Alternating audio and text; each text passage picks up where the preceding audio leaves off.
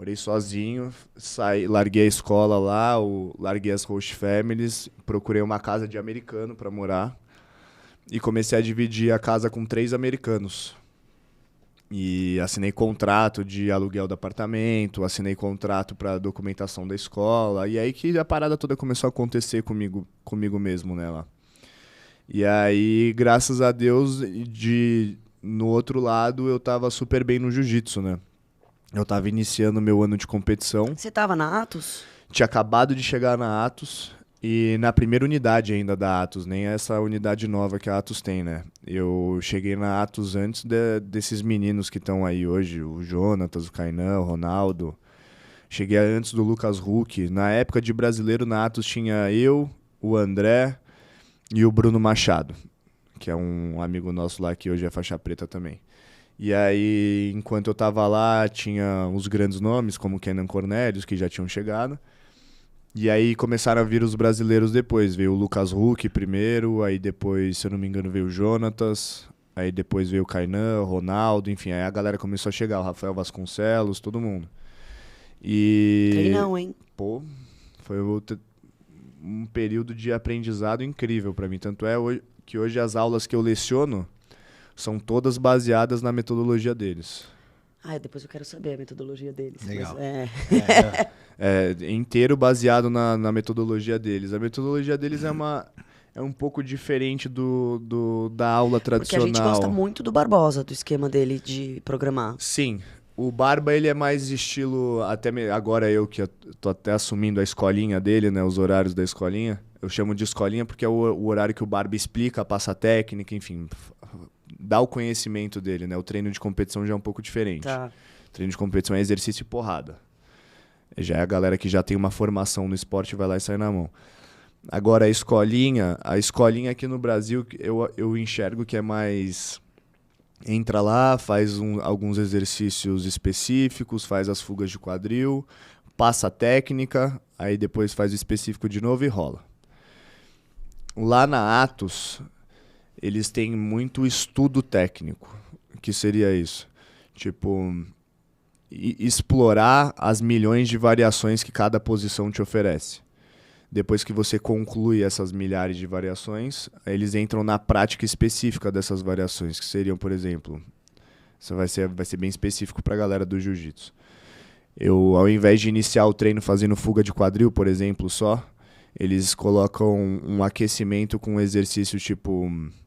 mais dinâmicos do jiu-jitsu, tipo uma entrada de guarda-aranha, guarda-laço, tira guarda-laço, põe guarda-laço. Sempre focado na parte inicial que vocês... Eu sinto que eles aquecem com um jiu-jitsu muito mais específico para entrar na prática. Uhum. Aqui no Brasil a gente fala sobre vários... Tem aquele aquecimento meio padrão também, né? Exato, tipo correr em volta do tatame, aí depois vai lá, faz a fuguinha. Isso rola, é isso legal, rola mas lá. acho perde um pouco de tempo nisso. Uma vez né? eu vi o Roger Gracie falando uma parada assim: se você quer ficar bom de jiu-jitsu, você precisa treinar jiu-jitsu. Então, não fazer flexão e abdominalzinho assim. Exato, qual é o sentido de você ir para uma prática de jiu-jitsu e aquecer fazendo estrela? Uhum. Tudo bem, existe a consciência corporal do movimento, existe tudo isso? Existe. Mas se você quer transformar a pessoa em um perito de jiu-jitsu, faz muito mais sentido você jogar ele para dominar os movimentos de solo de uma vez já, que ele vai usar e ter que usar numa luta real, do que ficar enrolando com vários exercícios que vão te trazer uma consciência corporal. Vão, mas não vai ser nada específico para aquilo que você faz. Uhum. Então, hoje em dia, quando eu dou aula no Brasil, os meus aquecimentos são tipo 1 minuto de toreando. Aí que é uma passagem de guarda lá, que existe na luta já. Aí eu vou lá, só desmembro isso, tipo, só pro exercício. Não sigo dos 100 quilos nem nada, fazendo nada mais adiante. E faço 1 minuto até todo mundo morrer no gás de guarda toriano. Aí depois 1 minuto até todo mundo morrer no gás de entrada de armlock. 1 minuto até todo mundo morrer no gás de entrada de single leg e põe pra baixo. Específico, né? Depois monta até uma sequência de exercícios para que cada um faça o flow, né, das posições. Que é tipo, eu faço uma entrada por baixo, você defende a entrada por cima, depois faz alguma coisa e no final a gente está fazendo uma sequência de movimentos ali, trabalhando cardio, trabalhando a técnica, trabalhando pegada, isometria, enfim, várias coisas bem específicas, né, para a prática de solo mesmo. E isso você acha que você tirou um pouco da sua vivência com o Barbosa ou da Atos, ou é tudo, sei lá? Eu sinto hoje no coração que eu consegui fazer um mix um pouco dessas grandes academias que eu passei, né? Eu passei por 3 grandes academias. Eu iniciei no Clodoaldo Almeida, que era uma academia de clube. Fui pro Barbosa, que para mim no Brasil é uma das maiores, se não a maior. E fora do país eu tive passagem pela Ribeiro e pela Atos. E a Ribeiro é uma metodologia bem diferente da Atos. Eu não conheço a Ribeiro, é do Saulo e do Xande Ribeiro. São 2 irmãos. Tá. Que hoje virou... Eles eu sei que eu não sabia que eles tinham academia. Antes eles tinham a Ribeiro Jiu-Jitsu, hoje virou Six Blades, que eles tá. separaram, no caso, né? E cada academia teve a sua metodologia. Então eu acredito que eu incorporei bastante a metodologia da Atos no meu jogo, que é bastante repetição e bastante estudo específico das posições, que para mim a Atos é até hoje a melhor academia de jiu-jitsu do mundo, na minha opinião, pelo estudo técnico e pela qualidade de material humano que eles têm lá dentro. A Ribeiro, de todas que eu passei, foi a que mais me testou mentalmente e psicologicamente. Até mesmo pela metodologia de treino. Eles não são tão focados na parte do estudo técnico, como o drill, ficar fazendo um monte de repetição, como na Atos eles fazem. Porém, é bem intenso psicologicamente o treinamento deles. O que é incrível, me transformou em outra pessoa. Explica. É pressão, é guerra? É bem isso. É bem pressão, bem guerra, pelo menos o tempo que eu estive lá, treinando com o Saulo e tudo mais, é uma vibe completamente diferente no treino. Todo mundo em silêncio, todo mundo quieto, todo mundo tomando bronca o treino todo, fez uma fuga de quadril errada, vai tomar bronca. Na hora que o treino tá rolando mesmo, ele fica tipo na sua orelha, tipo, é pra pegar. Você acha que isso funciona? Você acha que isso é positivo? Funciona. Você acha que pra algumas pessoas funciona? Isso que eu ia falar. Funciona, é fato. Se você é essa pessoa que vai absorver ou não, isso só vai mudar o tempo que você vai aguentar lá dentro. Mas eu gosto de bronca. Mas também vai funcionar pra você, entendeu? Sim. Eu acho que o bom professor, ele tem que saber passar, e para quem passar, o determinado feedback, mas acho que também tem que ser... que deveria misturar as coisas, entendeu? Acho que tem o momento da bronca, tem que ter o momento do pegar, tem que ter o momento da pressão psicológica, tem que ter o momento da repetição, 50 milhões de vezes igual a Atos faz.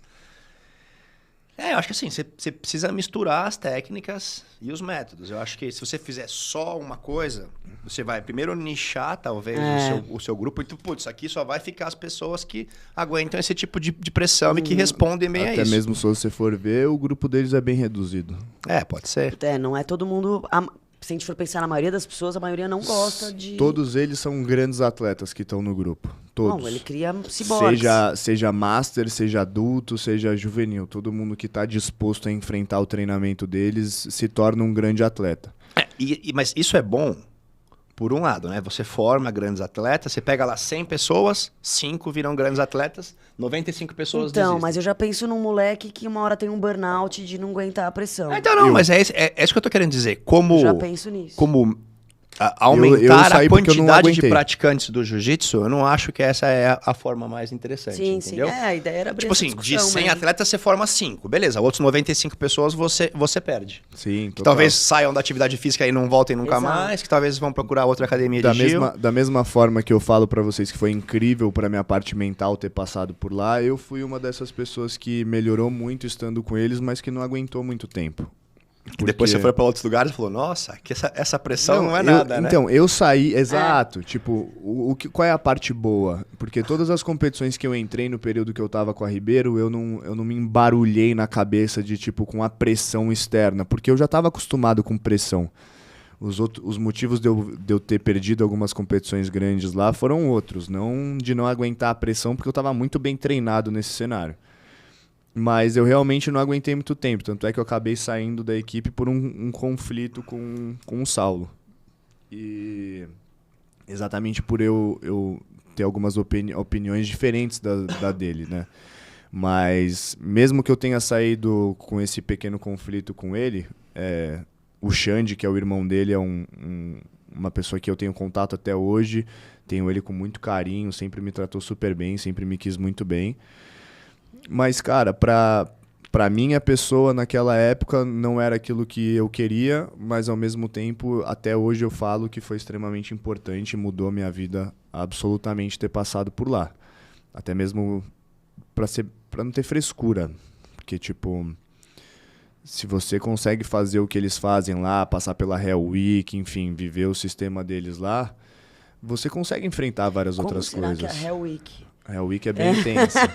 A Hell Week é punk.